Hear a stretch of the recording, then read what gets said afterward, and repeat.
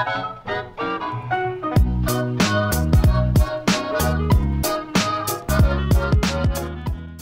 YouTube, my name is Nero, and today we have some Call of Duty Ghosts and another episode of KEM Strike Saturday, which of course is the weekly series here on my channel where subscribers send me in KEM Strikes. This one was sent in by a guy named Swoosh, who is actually a returning guest here on KEM Strike Saturday, having made his first appearance last week, and it's just another person on the list of people who have never been featured on KEM Strike Saturday, but then suddenly are featured 2 weeks in a row. Like, this is happening far too often, I feel like. Like, just last week, I think I was talking about this with Arithio. It's like, he's never been on the show before, then suddenly he gets on the show, then he's on the very next week, and then we have the exact same thing going on with Swoosh here. It's crazy. It's like, where do these people come from? Like, you've never submitted a video ever, and then suddenly you're like, oh, here's a bunch of great, awesome KEM Strikes I'm going to send in every single week. And it's like, oh, well, okay then. I guess that's how it's going to work. But we got a game of domination here on the map Warhawk, of course, using the SC-2010. And what I like about this KEM Strike is it's not exactly like all the other Warhawk KEM Strikes we featured here in the show. A lot of the time we have Warhawk KEM Strikes. Usually they're domination, but most of them, if not all of them, the enemy team is trapped at the A flag. The person is staying inside the bar and just taking everybody out, which I think we've all seen a million times, right? Well, without this KEM Strike, well, without most of it anyway, the enemy team is actually triple cap, the infamous triple cap, where the spawning is really sporadic and things don't make a whole lot of sense, because when the enemy team has no flags, the game is just going to try and spawn them wherever they deem to be safe. Usually that place is not very safe, but they're just going to spawn them.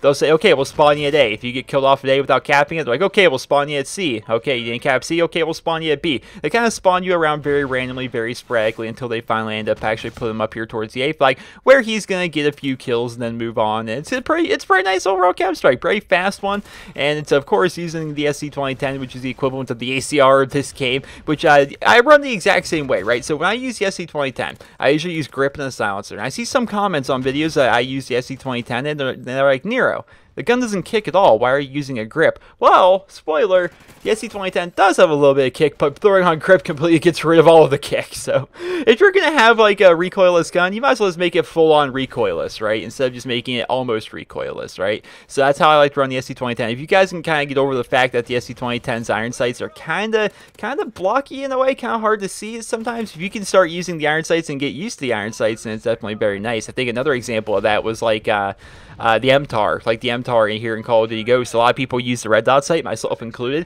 but then as time was kind of going by, a lot of people are like, okay, well, I've kind of adjusted myself to the iron sights of the MTAR, which the MTAR X, in my opinion, is just one of the worst iron sights in Call of Duty history.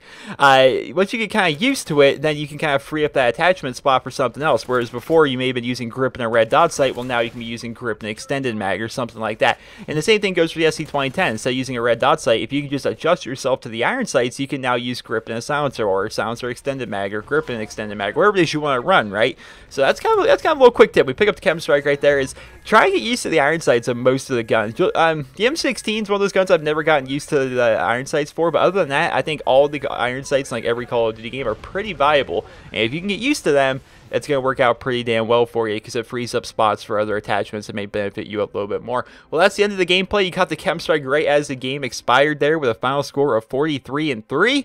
Damn fine overall KEM Strike, in my opinion. Kudos to you, Mr. Smoosh, for sending that in. I hope you guys all enjoyed this episode of KEM Strike Saturday, and if you did, please be sure to leave a rating. And if you guys would like to send in your guys' KEM Strikes for next week's episode of KEM Strike Saturday, everything you guys need to see is on your screen right now. No commentary, no color correction. Try and render your video at a high quality. Quality is king with these videos. My favorite videos, honestly, that people submit for KEM Strike Saturday are the ones with the PS4 share, because the quality is so good on those ones. But try and render your video out at a very nice quality and send it in to me that way, because when I download it, of course, you're going to lose a little bit of the resolution in the video files when I download it. So try and make it a very nice high quality video. Take the high quality video, upload to YouTube as enlisted, link me via personal message here on YouTube, but then congratulations, you have submitted your video for next week's episode of KEM Strike Saturday.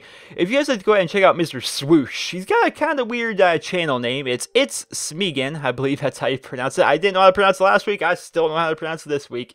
But if you guys want to check him out, he is a returning guest here on KEM Strike Saturday, and if you do go over to his YouTube channel, you should probably be pretty prepared for some KEM Strikes. Lots and lots of KEM Strikes. In fact, all but a handful of his videos are actually KEM Strikes. He's got a few live videos, but aside from that, just all KEM Strikes. He's like, you guys like KEM Strikes? I got KEM Strikes. Yo, dog, heard you like KEM Strikes. You like KEM Strikes? Come check me out. That's his channel. He's got a ton of them. But what I kind of like, too, is he has a variety of KEM Strikes. You know, it's not...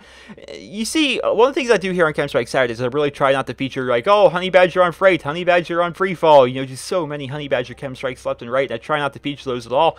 Whereas on his channel, it's the exact same thing, where not all of his KEM Strikes are Honey Badgers on really popular maps or anything like that. He uses a variety of guns, and his KEM Strikes are on a variety of maps. If that interests you, maybe you guys want to check them out. Check them out if you guys haven't already. So I hope you guys will enjoy this video, and if you did, please be sure to leave a rating. Hope you guys all have a wonderful day.